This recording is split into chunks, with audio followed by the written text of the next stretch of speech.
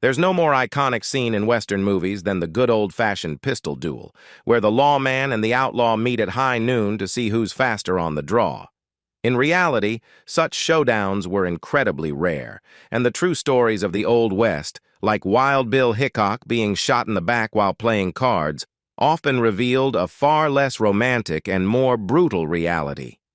However, it's undeniable that amidst the outlaws and lawmen of the era, there were several larger-than-life gunfighters whose exploits helped shape the violent legacy of the Old West and served as inspiration for the characters in Western films and dime novels. In this video, we will show you 10 of the most famous and undeniably lethal Old West gunslingers. Wyatt Earp. Wyatt Earp, renowned as a famed lawman, stands as one of the most iconic figures of the Old West. However, beyond his sheriff's badge, he was also an accomplished gunslinger whose reputation struck fear into the hearts of outlaws during that era. Earp's colorful career took him to boom towns like Wichita, Dodge City, and the lawless town of Tombstone, where he served as sheriff. He played a pivotal role in several legendary gunfights in the 1800s. None is more famous than the gunfight at the OK Corral, a fateful confrontation in 1881. In this memorable showdown, Wyatt Earp, along with his brothers Morgan and Virgil and their friend Doc Holliday, confronted a group of cowboys who had recently been arrested for robbing a stagecoach. The intense gunfight resulted in the deaths of 3 cowboys, while everyone, except Wyatt, suffered injuries. The OK Corral gunfight created a significant scandal in the region. Friends of the cowboys soon sought revenge, wounding Virgil Earp and fatally shooting Morgan. In response, Wyatt Earp and Doc Holliday led a team of fellow gunfighters on their infamous vendetta ride. During this campaign, they exacted retribution on several men connected with the murders before ultimately fleeing the territory. The bloody consequences of the gunfight cemented Wyatt Earp's reputation as one of the era's toughest and deadliest gunmen. Throughout his life, Earp engaged in numerous gunfights, leaving a legacy that inspired countless novels and films, transforming him into an indomitable hero of the Old West. Earp died at his home in Los Angeles, possibly of chronic cystitis, on January 13, 1929, at age 80. His longtime companion Josephine, she called herself Josephine Earp, although there's no record they ever were married, had his cremated remains buried at a cemetery in Colma, California. Earp, who had no children, was the last surviving participant of the OK Corral gunfight. In his later years, he'd consulted on Hollywood westerns and gotten to know various actors and directors. His funeral was attended by such celebrities as Western film star Tom Mix, who served as a pallbearer. After his death, Earp was portrayed by Hollywood as a heroic lawman, thanks in part to a best-selling but significantly embellished 1931 biography, Wyatt Earp, Frontier Marshal, by Stuart Lake. The book helped spawn movies and TV series about Earp, starring actors from Henry Fonda to James Garner to Kevin Costner in the lead role. Throughout his life, Wyatt Earp engaged in numerous gunfights, leading to varying accounts of his outlaw kills, ranging from 8 to 30, depending on the source. His daring exploits and legendary tales continue to be a cherished part of Old West history. Tom Horn, Jr. Tom Horn spent a good portion of his life legitimately employed both as a lawman and a detective, but in actuality he was one of the most cold-blooded killers of the Old West. Despite his reputation as a skilled scout and tracker in the late 1880s, his path took a sinister turn when he was employed as a tracker and bounty hunter by the renowned Pinkerton Detective Agency. Horn quickly gained notoriety for his volatile temper and inclination toward violence, ultimately leading to his resignation from the agency due to his association with the deaths of 17 individuals. Following his resignation, Horn's transformation into a contract killer was swift. He earned a grim reputation, reportedly responsible for ending the lives of around 20 cattle rustlers over several years. In 1901, he met his end when linked to the murder of a 14-year-old boy, ironically prompting debates among historians who believe he may have been innocent of that specific crime. Nevertheless, over the course of his 43 years, Tom Horn is believed to have committed as many as 50 murders. In a peculiar twist of fate, Horn faced arrest, a controversial trial, and execution the day before his 43rd birthday in 1903. Decades later, a retrial in 1993 declared his innocence. As the New York Times fittingly described the situation, once guilty, now innocent, but still dead. Ben Thompson. Ben Thompson led a life that saw him wear the hats of a gambler, a reluctant gunfighter, and occasionally a lawman. While he may not be as widely recognized as some of his contemporaries, he was well acquainted with many famous gunslingers of the Old West. Thompson embarked on his criminal career at the young age of 17 when he fatally stabbed a fellow gambler whom he had caught cheating during a poker game. In 1875, Ben Thompson returned to Texas and stayed at Fort Elliott in the Panhandle, where he crossed paths with Bat Masterson. During their time there, a dispute between Masterson and a cavalryman named Corporal Melvin King over a woman escalated, leading to a deadly confrontation. Thompson intervened to prevent further violence when other soldiers threatened Masterson. Following this incident, both Thompson and Masterson were hired by the Santa Fe Railroad to mediate a right-of-way dispute between the Santa Fe and the Rio Grande Railroad. After resolving the railway dispute, Thompson returned to Austin, where he established the Iron Front Saloon. One of his competitors in the area was the Capitol Theater, which was owned and operated by Mark Wilson. On Christmas Eve of 1876, Thompson and some friends were at the Capitol Theater, enjoying drinks when a brawl erupted among other patrons. Thompson attempted to intervene, but Wilson produced a shotgun and fired at him, narrowly missing. In response, Thompson shot and killed Wilson. During the altercation, a bartender named Charlie Matthews fired a Winchester rifle, grazing Thompson's hip. Thompson retaliated, hitting Matthews. Although Matthews sustained serious injuries, he survived the encounter. Thompson faced no legal repercussions, as the shooting was deemed an act of self-defense. In June 1880, Ben Thompson requested Bat Masterson's assistance in going to Ogallala, Nebraska, which was known as the end of the Texas Trail. The purpose of their journey was to rescue Thompson's younger brother, Billy, who had become embroiled in trouble due to a shootout. Together with Billy, they fled Ogallala and made their way to Dodge City. Renowned for his lightning-fast draw, he earned a reputation as a gunfighter after a Christmas Eve shootout in 1876, where he killed 2 men. Seeking to shed his reputation as a dangerous gunslinger, Thompson attempted to lead an honest life. He accepted the role of marshal in Austin, Texas, but his efforts to reform came to a halt after he killed a local theater owner named Jack Harris during an argument, leading to his resignation from the post. Tragically, Thompson met his end in 1884. While attending a performance at an opera house, he and fellow gunfighter John King Fisher were gunned down by friends of Jack Harris, closing the chapter on the life of a man who had walked a fine line between law and lawlessness. Sam Bass. Sam Bass started his journey as an honest man with a simple and modest dream of becoming a cowboy in the state of Texas. After achieving his goal, he quickly realized that the life of a cowboy did not suit him. Transitioning from a simple farmer to a renowned outlaw might seem like a drastic shift for most, but Bass made this transformation seamlessly. His criminal career began with a series of bank and stagecoach robberies, and he soon became quite skilled at these illicit activities. After successfully robbing 7 stagecoaches, Bass and his gang set their sights on even larger prizes: train robberies. Their most significant heist involved the Union Pacific Gold train departing from San Francisco, resulting in a haul of over $60,000. This remains, to this day, the largest single robbery of the Union Pacific Railway. Bass's criminal career came to a tragic end when he and his gang were on their way to rob a small bank in Round Rock. During this attempt, he was wounded by the Texas Rangers. Sadly, he succumbed to his injuries 2 days later on his 27th birthday.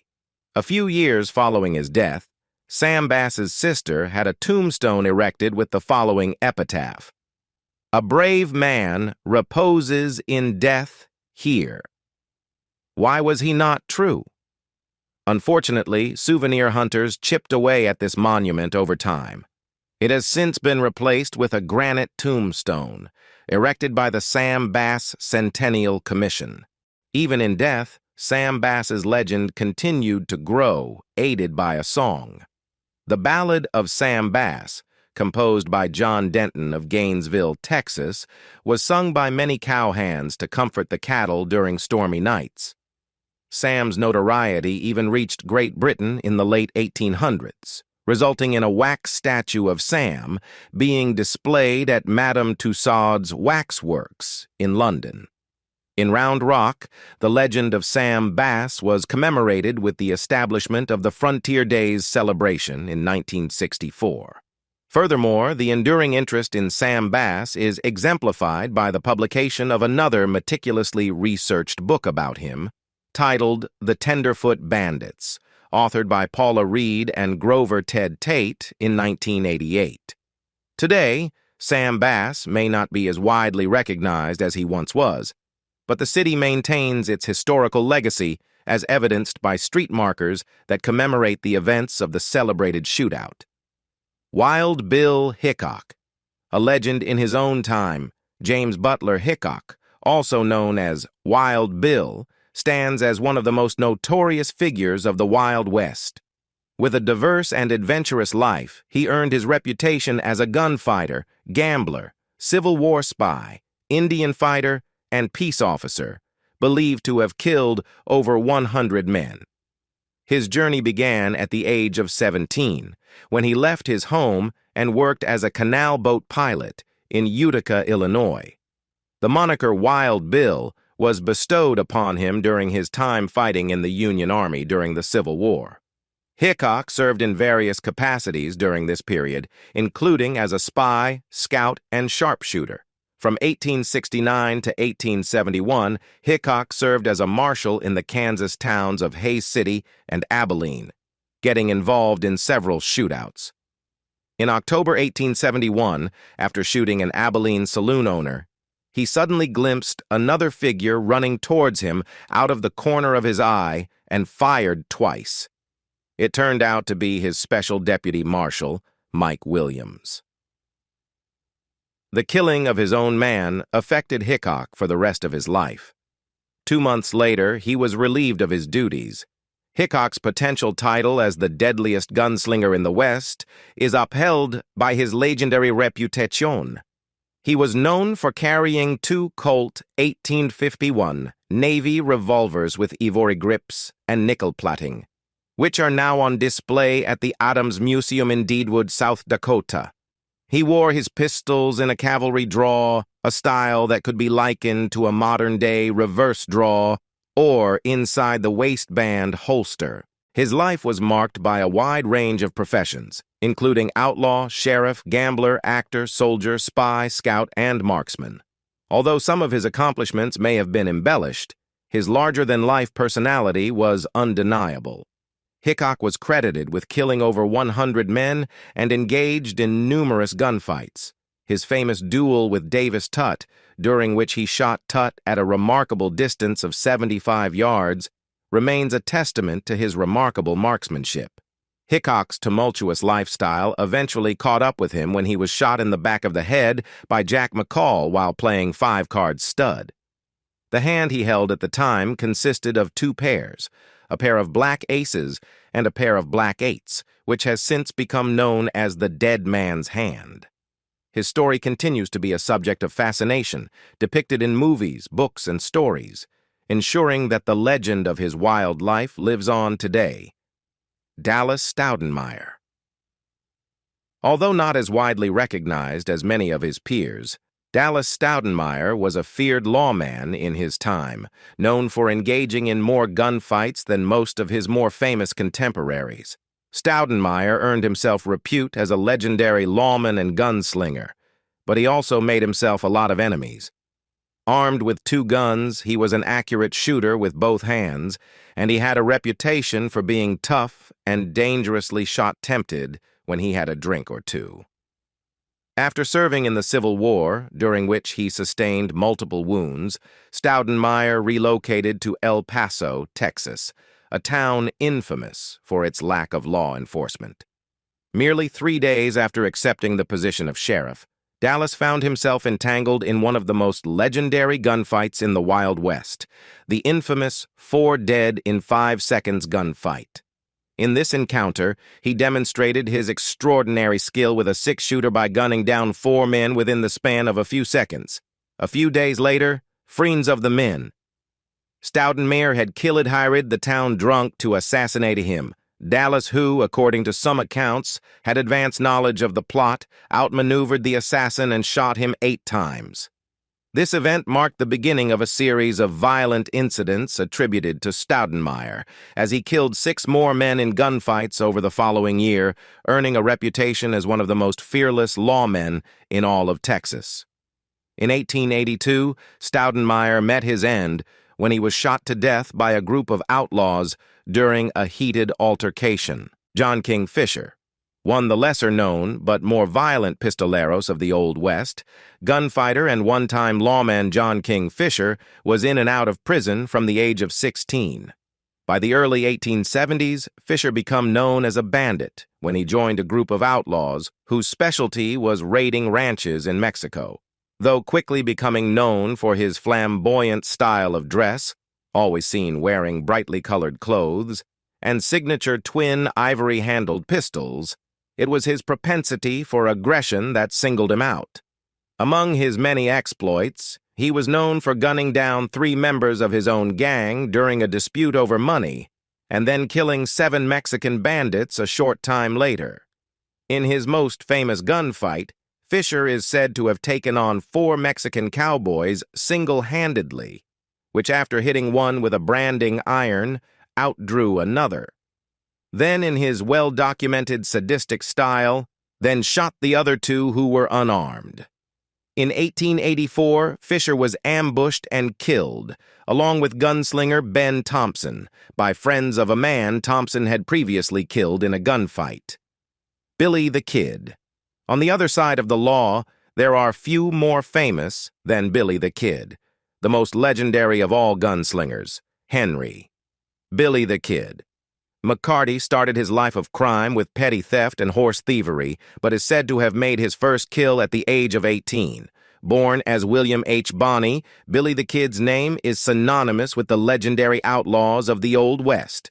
His life of crime took root in his early years following the loss of his parents when he was just 14 years old, leaving him with no one to depend on and forcing him to adapt to a life of self-sufficiency. While history often portrays him as a cold-blooded killer, a closer examination reveals that he turned to a life of crime out of necessity rather than malice.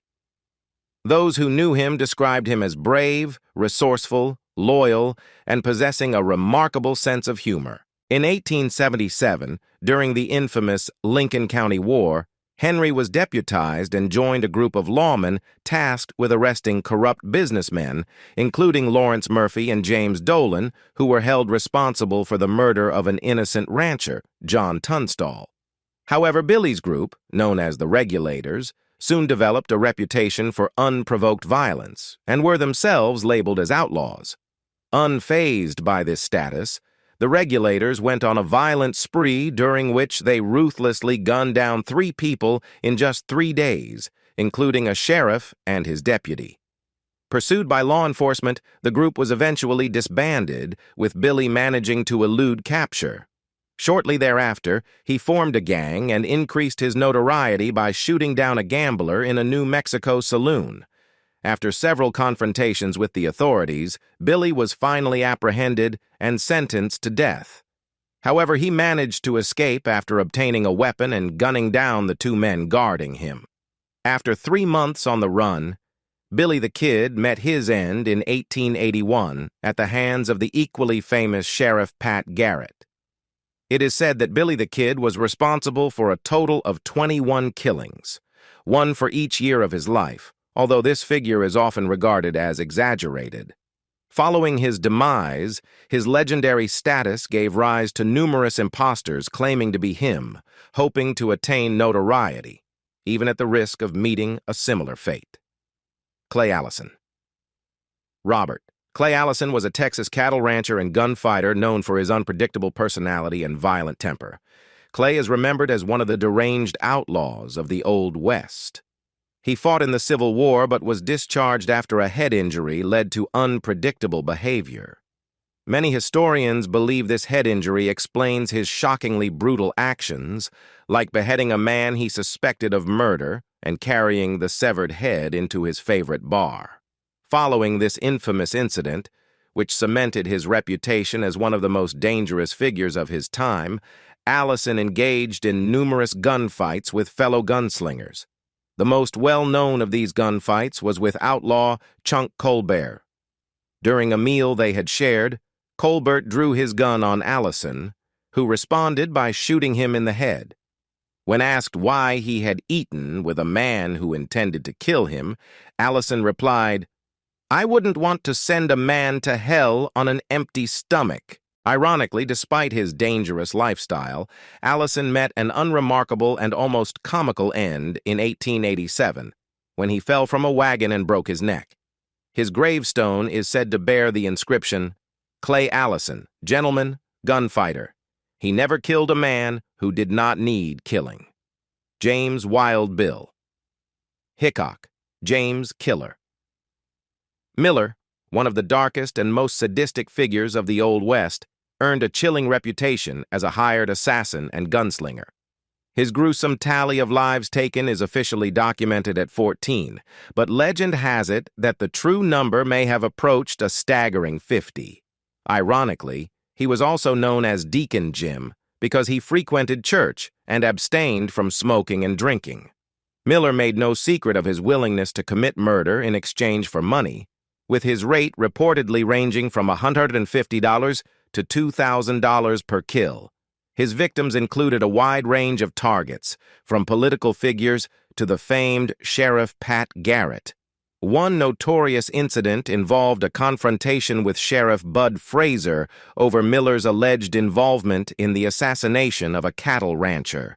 While Fraser is said to have opened fire first, Miller reportedly emerged unscathed, thanks to a concealed metal plate under his shirt, which deflected Fraser's bullets. Described as utterly cold-hearted, Miller's murderous spree came to an end in 1909 when he was apprehended in Oklahoma for the murder of U.S. Marshal A.A. Gus Bobita. A mob of about 40 individuals stormed the prison, capturing Miller and 3 other outlaws. The 4 men were dragged to a nearby barn and hanged. Strangely, Miller insisted on wearing his hat during the execution. Just before the rope was released, he shouted, "Let her rip!" and leaped voluntarily to his death. Their lifeless bodies, including Miller's, hung for hours until a photographer could be found to capture the gruesome event for posterity. John Wesley Hardin. Some say the worst bad man that Texas ever produced. John Wesley Hardin was easily the deadliest gunfighter of all time and one of the darkest characters in the Old West. He was a kind of a guy who will shoot first and ask questions later. Despite his relatively short life, he is credited with the deaths of no less than 42 people. Born as the son of a Methodist preacher, his early years were marked by a disturbing propensity for violence. At the age of 14, he stabbed a fellow student in a schoolyard altercation. By the time he was 15, he had already gunned down an ex-slave and then proceeded to kill 3 Union soldiers, setting him on a path of lawlessness. Hardin was known for his distinctive style of carrying 2 pistols in holsters strapped to his chest, claiming that this allowed for a quicker draw. These weapons were used to gun down 3 more individuals in various gunfights soon after his escape from justice. His criminal activities eventually caught up with him when he was arrested at the age of 17 for the murder of a Texas city marshal. However, even behind bars, Hardin managed to procure a firearm. During a jail transfer, he killed one of his guards and once again went on the run. As he became a celebrated gunfighter, he found his way to Abilene and came under the tutelage of Wild Bill Hickok. His time in the city was short-lived, as he reportedly shot and killed a fellow hotel guest due to the man's snoring, which prevented Hardin from getting a good night's sleep. At the age of 25, Hardin was finally apprehended by a team of Texas Rangers. He ended up serving a total of 16 years in prison before his release at the age of 41. During his time behind bars, he turned his life around, studying law and even passing the bar exam. Despite his efforts to reform, his notorious reputation continued to haunt him. In 1895, at the age of 42, he met his end when he was shot in the back by a lawman in El Paso, Texas. Doc Holliday. This man's real name was John Henry Holliday. He was called Doc because he was a doctor of dental surgery, a dentist. But he was best known as a gunfighter and gambler, a person who plays games of chance for money. Many people who knew him considered him the most dangerous man in the Old West. It is extremely difficult to separate truth from the false stories that were spread about some of the more famous people in the Old West. Many of these famous stories are very interesting and exciting, but they are not true. Many of these made-up stories tell about the man who was Doc Holliday. History experts say he was a very dangerous man because he was already dying when he came to the West. He knew he had the lung disease tuberculosis that causes a slow death. Many experts said he was not afraid of a gunfight. He thought a quick death from a bullet might be better than waiting to die, a very slow, painful death from the disease. So what happened? Holliday traveled in Texas and Colorado for the next several years. He became a professional gambler. In 1877, he was living in the small town of Fort Griffin, Texas. Here, he met a man who was to become one of his best friends. That man was a former law officer, gunfighter, and gambler. His name was Wyatt Earp. Soon after meeting Wyatt Earp, Doc Holliday killed a man during a card game. The man had reached for a gun. Doc Holliday was much quicker, using a long knife. He had to leave Fort Griffin in Texas very quickly. The friendship continued between Doc Holliday and Wyatt Earp. In Dodge City, Kansas, Holliday saved Earp's life late one night. A man drew his gun behind Wyatt Earp. Doc Holliday yelled a warning, drew his gun, and shot the man. The shooting incident in Tombstone is known as the gunfight at the OK Corral. It took place on October 26, 1881. It involved Wyatt, Morgan, and Virgil Earp and Doc Holliday. Virgil Earp was an officer of the law. He was on his way to arrest several men. Wyatt and Morgan went with him to help. After splitting from Earp, Holliday moved to Glenwood Springs, Colorado. His health continued to deteriorate, and he died of tuberculosis at the Hotel Glenwood on November 8, 1887. His death reverberated around the country. Despite his lawless ways and his quick temper, Holliday's character was augmented by the same Southern etiquette his mother had taught as a child. So who is your favorite gunslingers? Comment down and let's have a talk. If you found the video enjoyable, please remember to click the like button and subscribe for more thrilling content.